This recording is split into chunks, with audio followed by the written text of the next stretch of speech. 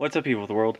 It's me again, Alex Swimmer, aka AP3 Jumped, and today I'm reviewing a My Little Pony Season 9 episode entitled Going to Seed. That's a bit of a...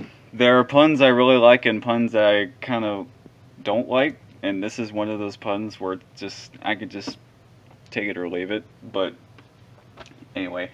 Because when I read that title, I thought Babs Seed was going to make a reappearance, but I was completely wrong about that, unfortunately. Because I've missed Babs Seed, she's one of my favorite characters. Anyway, I'm very sorry for this belated review, but when it comes to My Little Pony episodes, one of the main reasons I do belated reviews now is because, well, since My Little Pony episodes are harder for me to review than Loud House episodes, sometimes it takes a while for me to gather my thoughts on the episode. And this episode was really interesting. It was really fun, and it had a really great underlying message. That right there was probably the best part about the whole episode. So I'm going to get into the plot. There is a new harvest in the Apple family farm, which I forget what the actual name of the harvest is, but it involves every single apple and every single tree. It causes... How do I say this? Every single apple and every single tree in the farm is ripe. And that only happens like every several moons or so. I don't remember the exact frequency of that event happening. But so they take part in this harvest, and Big Mac did this schedule on dividing the different sections amongst the different members of the Apple family. And then Granny Smith enlists the help of Golden Delicious, along with her, 50 cats she has. The cats are cute, by the way. They have all... they're really fun to watch it when they're interactive with Winona. It's just... it's very charming. So anyway... Apple Bloom, yes, she's sort of steals the show in this episode, because her little subplot is her trying to search for a mystical creature known as the Great Seedling, which is something she did when she was really little, and then it's something she still is doing. She still wants to do today at her current age. And Apple Bloom gets scolded by Applejack because Applejack really wants her to do work more than trying to find the Great Seedling. So she's basically saying Apple Bloom is wasting her time trying to find the Great Seedling, which may or may not exist, because, when it comes to My Little Pony, of course a creature like this could exist, but there's still that little mystery of whether it's actually a hoax or not, because Applejack believes it's a hoax, but Golden Delicious, she's the one who explained to Apple Bloom who the Great Seedling was, and what he does, and it's either he or she. I don't remember what gender that's supposed to be. But yeah. Now, actually, fast forward a little bit. Applejack starts seeing signs that the Great Seedling might be real, because the Great Seedling leaves like these little swirls from... the Great Seedling supposedly takes all these apples and they lays them out in a swirly pattern on the ground, and that we'll call it evidence. Let's Applejack to believe that the Great Seedling might be real, and she tries to find a Great Seedling along with her little sister. And however, I don't know why I'm getting their names mixed up. Applejack, she has one condition for Apple Bloom. They have to divide the time between working and playing. So she makes Apple Bloom promise to help her with the harvest first, and then afterwards make time to find the Great Seedling, whether that this creature is real or not. And that really creates a great bonding moment with the Apple Bloom and Applejack, because this is probably going to be the very last episode in which focuses on the sibling relationship of Applejack and Apple Bloom. Which honestly, I don't think we've seen in quite a long time. I don't remember the last episode where we've had an episode focus on their sibling relationship. And because since it's the final season, we got to leave no stones unturned. Hopefully, no stones unturned. But anyway, so yeah, that's one of the strongest things about the episode, and because I love sibling dynamics more than anything. The Loud House further made me realize how much I love sibling dynamics in fiction and in real life. Because I have siblings too, so I'm a little bit biased towards that story idea. So, at one point, the two sisters think they actually did find the Great Seedling, and actually, it turns out to not be the Great Seedling. It actually turns out to be Big Mac, because the reason he was so tired all the time throughout the episode was because he was actually working in his sleep through for the harvest, and that's why that's I don't know why he was wearing a disguise, but that was a little weird.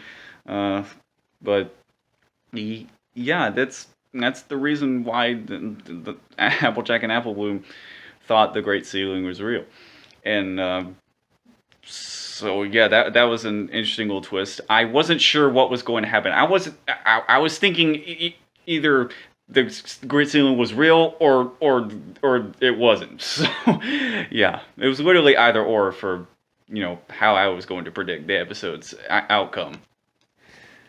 So yeah, and that's pretty much the ending. Although Applejack does find a bunch of carrots in a swirl pattern for some reason, which is strange because the Great Seedling apparently isn't known to do that with carrots. So the Great Seedling might still be real. I don't know. Again, this is My Little Pony. Like I said, creature like this can definitely exist. So in any other show, not really. If this was any other show, I would be like heck no from the get-go. I didn't mean for that to rhyme, but yeah, let's talk about the lesson, the underlying message, which I think is very important and very valuable. And you sort of have to dig a little deep to fully appreciate it. Because with the most recent seasons, I'd say since like season 5 is when the lessons of My Little Pony started to, have more deeper meanings and made you really think about the lesson even more. Because they used to just say it outright in the first several seasons. But they haven't really done that since season 5 or 6. And really the lesson of this is, what I got from it is like, work hard, play hard. If getting the job done is important, but if you make time to, have fun, then that's great. That's work hard, play hard. Those are the words I live by. And also, another thing I forgot to mention was that Applejack was also adamant on fighting the Great Seedling when she was young, and she got herself trapped in one of her traps because of that. So yeah, Applejack was, she was the pot calling the kettle black, but because she didn't want to admit that until Granny Smith and Golden Delicious revealed that. So yeah, that's a very good lesson to, to hold on to your childhood wonderment, because, if you want to experience new things and, have every brand new thing be exciting to you whenever possible, then that's always good, because it's a very interesting phenomenon for life, because, if you, like I said, it's one of those lessons that really makes you think. It really made me think, and I think Dr. Wolf put it better than I could, but I agree with this statement, and I really resonated with how he explained it. But yeah, from what I got from it, you really should try to hold on to that childhood wonderment, and be willing to get excited for new things whenever possible. It's a little complicated for me to explain, but I feel like for people who understand this sort of ideology, then and it's really it's a really deep and valuable life lesson because you really should not lose that childhood wonderment, and you really should not lose your curiosity to experience new things, new things in life, and new, you know, it's very it's very meaningful. That sort of lesson is what will resonate with me for the rest of my life, and I will go by this ideology for the rest of my life. And yeah, it's sort of what I live by to, you know, always, because I'm a kid at heart. I mean, look at all the shit I have in here.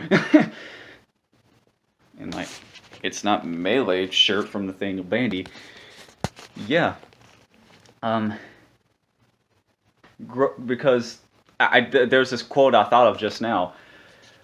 Growing old is mandatory. Growing up is optional. Yes. To be childlike and not childish is great. To be like that throughout your whole life, it's a really good feeling for me personally, and I hope everyone else can, you know, think of that and really think about it hard, you know. Anyway, if you like this video, then don't forget to subscribe. If you like the episode, let me know what you thought of it in the comment section below. Be sure to like the video if you liked it, and hit the bell to be notified of future videos I make. And stay tuned for more reviews, and stay tuned for a June 2019 update. Yeah, I haven't done a monthly update in a long time. So yeah. Once again, I'm Alex Swimmer, aka AP3Jumped. Thank you so much for watching until the end. That's it for me, and I'll see you soon. Goodbye. And always remember, to be responsible and independent like an adult, while also being carefree and filled with wonder like a child, is a hard balance to achieve. But once you've achieved it, never let go of it. Ever.